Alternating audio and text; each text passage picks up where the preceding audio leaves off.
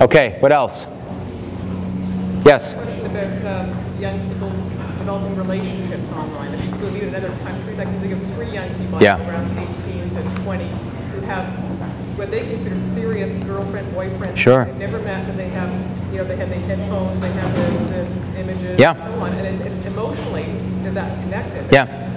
Well, nowadays you can go into Second Life, and you can meet somebody in Second Life, and as an adult, and you can have a romance with them inside Second Life, and you can marry them inside Second Life, and you can go to the Second Life wedding dress store and buy a dress there. I mean, I have a student, a counseling student, who is a counselor inside Second Life for Second Life relationship issues, and he has an office inside Second Life where he provides counseling services, and he makes his real-world income by being a counselor in Second Life.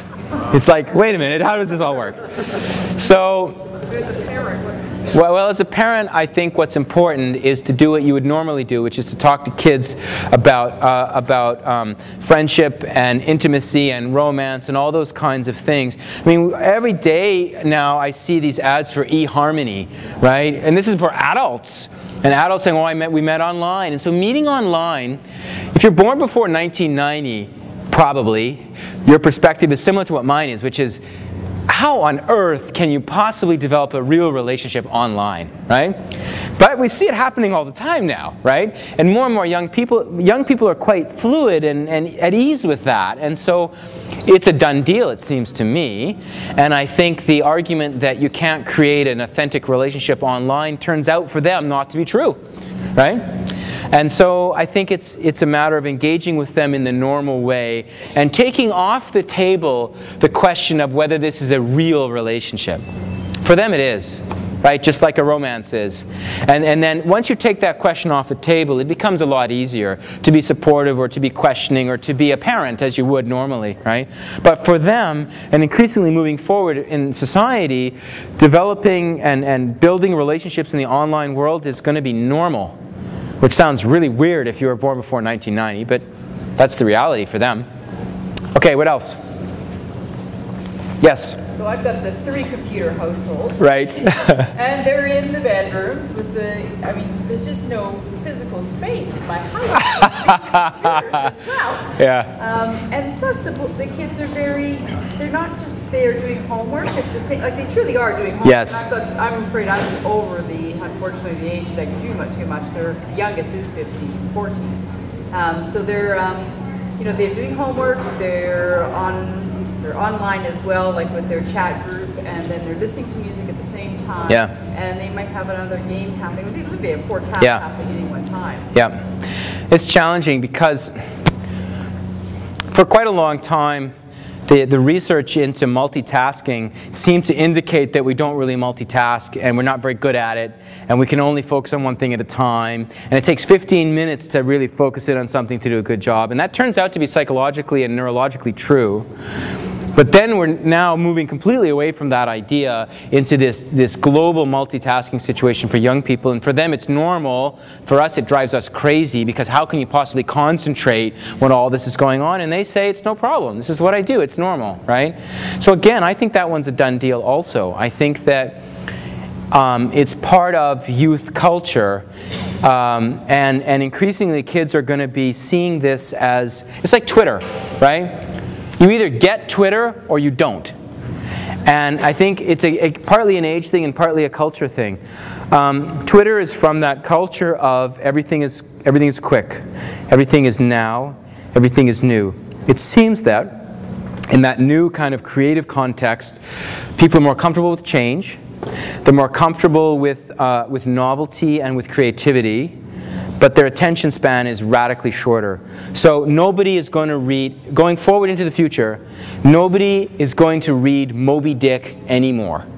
That's done. Nobody's going to read long novels. Most people now who are under 35 physically, neurologically cannot read a long novel. They can't. They're not able to sustain that amount of stuff. What they can do is they can do all this kind of weird multitasking. And it doesn't bother them at all. So I think, again, it's about staying in the conversation. I don't think it's a problem having 3 computers in your house. We have 1, 2, 3, 4, 4. But we don't have any gaming systems, and we have 1 TV.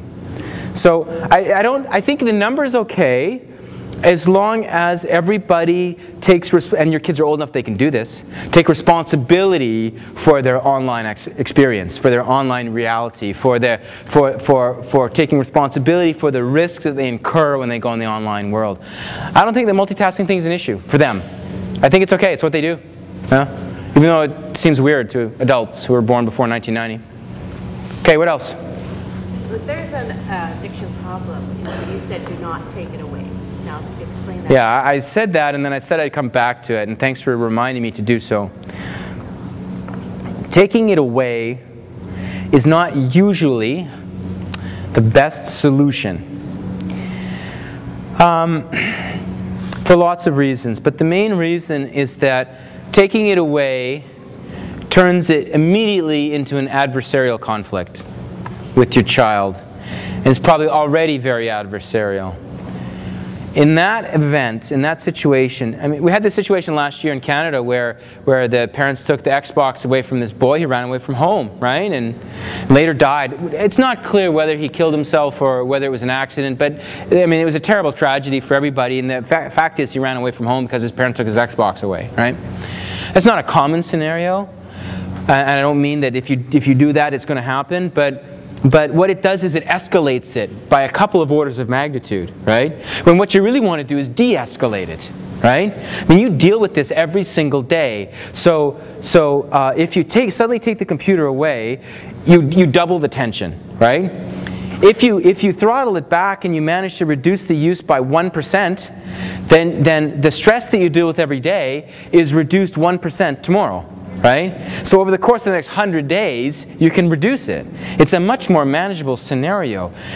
You need time to teach your children how to buy into the fact that we're all concerned about this and that there's risks here and that we've let this as a family get out of hand. That's the way to think about it as a family, right? It's not kids. Left alone, kids these days will spend all their time on the computer. It's not really their fault. It's just because it's there. It's like having candy on the table at breakfast, right? You give them oatmeal, and then you put 25 chocolate bars on the table, and you say, okay, go ahead. They're going to choose the chocolate bars. So it's not really their fault as such. It's a systemic issue. So I tend to suggest to people, treat it as a family issue. Say, we as a family need to figure this out in a way that works for everyone. We have too much of a certain thing, not enough of a certain other thing. How can we make this work? Can we try to see if we can reduce our use by 5 minutes a day this week, or something? See what happens. Keep checking in about it. Slowly, slowly, slowly bring it down by staying in the conversation. That's what I'd recommend. More work, more time, but more likely to be successful. Yeah. Yes? What about monitoring instant messaging systems? Because you said that initially surveillance doesn't work, but actually in some cases actually can. I think that's an important point. I think there should be a basic rule in a family setting with kids under 20 that there is no such thing as privacy online. You don't get to have a cell phone with private instant messaging or on the computer with instant messaging. The deal should be that parents can look at that stuff anytime they want to. No privacy, ever. Because instant messaging especially is a dangerous universe. All kinds of stuff happens there. Sexually inappropriate stuff, bullying, invitations for drugs and alcohol and other kinds of addictions. So in that case, I would say you could call it surveillance in a way, but it's staying in the loop. It's staying present and being aware of what your kids are corresponding about and who they're corresponding with. It should be a no negotiation deal that if they get the gadget, part of the payment for the gadget, psychologically, is that you get to look at whatever on the gadget anytime you want with no complaint from them. That should be essential. So in that sense, that could be called surveillance, but it's really oversight in a way. Yeah. Yeah, I call it surveillance.